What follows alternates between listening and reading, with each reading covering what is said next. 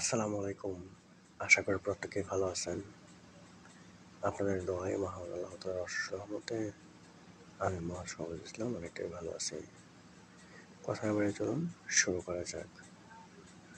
আজকে আমরা আলোচনা করার চেষ্টা করব কোন কাপড়ে কতটুকু স্টিম বা আয়রন প্রয়োজন হবে।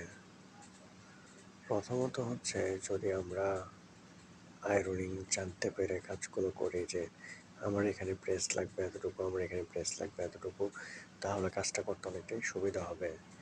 কাপড় আমাদের সৌন্দর্য এবং ব্যক্তিত্ব প্রকাশের গুরুত্বপূর্ণ অবদান রাখে। একজন মানুষের রুচি সম্পর্কে খুবই সহজেই অনুমান করা যায় তার পোশাক দেখে। কিন্তু কাপড় তো শুধু পরলেই হবে না, নিয়মিত ইস্ত্রি করতে হবে। ইস্ত্রি না করে কাপড় পরলে তা আপনার সৌন্দর্য নষ্ট করার জন্য যথেষ্ট ভূমিকা পালন করবে। তবে পুড়িয়ে ফেলার ভয়ে অনেকে বাড়িতে ইস্ত্রি করতে চান না। আবার সবসময় লন্ড্রির কাপড় পাঠানো মনে হলো বাড়ির খরচ আর ঝামেলা। তাই চেষ্টা করুন বাড়িতে ইস্ত্রি করা। আর পুড়ে যাওয়ার ভয়, কোনো কাপড়ে কতটুকু তাপমাত্রা দরকার তা জানা থাকলে আর কোনো ভয় থাকবে না। চলুন জেনে নেওয়া যাক।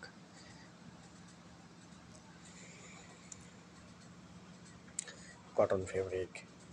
সুতির জামা কাপড় যত সুন্দরই হোক না কেন, ইস্ত্রি ছাড়া পরলেই দেখতে বিদঘুটে লাগবে। এর কুঁচকানো ভাব আমার ইমোজি ফুঁচকে দেবে নিশ্চিত। তাই সুতির কাপড় সুন্দরভাবে ইস্ত্রি করতে চাইলে তাপমাত্রা রাখুন 400 ডিগ্রি ফরেনহাইট। তাপমাত্রা সমানভাবে ইস্ত্রি করে নিন।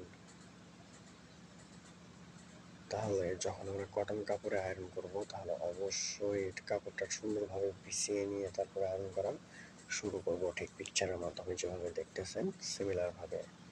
তাহলে পরবর্তী ভিডিওতে আমরা কথা বলবো সিল্ক নিয়ে। সিল্কে আপনি কতটুকু দিবেন এবং কতটুকু সিল্কের প্রয়োজন হবে। সে পর্যন্ত সবাই ভালো থাকবেন এবং সুস্থ থাকবেন।